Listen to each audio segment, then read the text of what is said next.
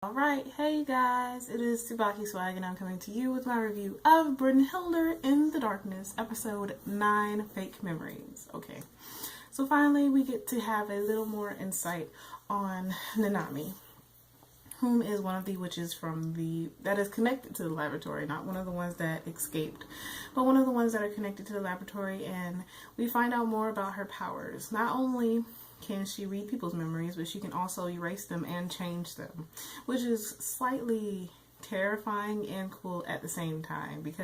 But the only downfall is she can only do it if she looks into your eyes. So if you avert your eyes or even wear sunglasses, she can't do anything to your memory. And she's pretty BA. Like, her powers are pretty BA, which is probably why she's like, I think she's a AA+ rank witch. So this episode was pretty awesome. I feel bad for being so late because I had to work today. But in this episode, pretty much Murakami is Murakami, and he's trying to save every witch that he comes into contact with. And if he can't, then he can't. And Nanami, she's seriously like, she's really sweet deep down, but she just doesn't know how to respond to people because she's always been alone. So she erases people's memories, but she's always wanted friends, and she envies people who do have friends.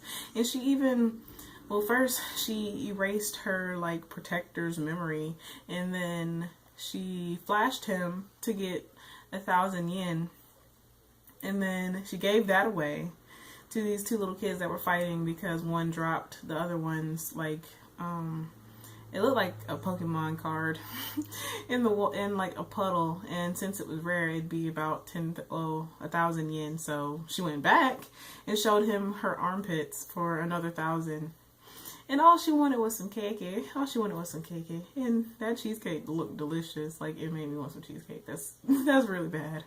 But other than that, of course, she met Murakami because she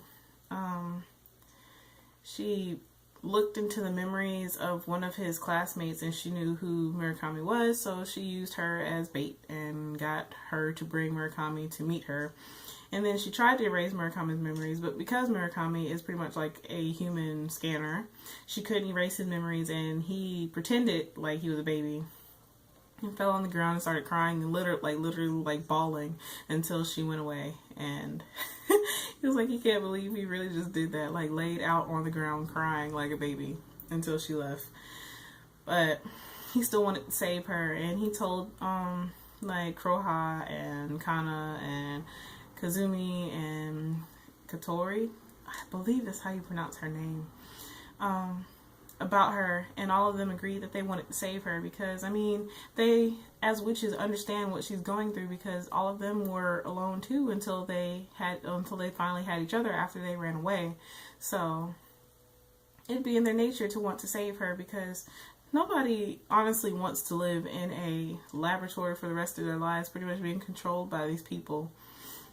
But as they were trying to help her, she like freaked out and took control of Kroha and pretty much made her try to kill Murakami and Katori. And then she looked into Murakami's memories and saw that he actually said that he wanted to help her, and so did Kroha. So she finally stopped, and Kroha hugged her and just made her go all like blushy face. And also, I forgot to mention, it seems like every anime has at least like one naked scene in every episode. It never fails. In this one, all of them were naked, and Kazumi was pretty much like fondling Katori, and Katori was letting her.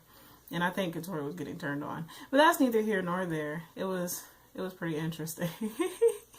and Kroha was pretty much like scrubbing.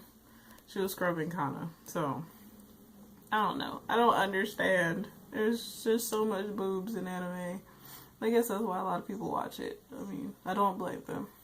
But that's neither here nor there. So, this episode, it was pretty interesting. And it ended with her protector, like, opening the binder after she had erased his memory and pretty much gotten him beat up.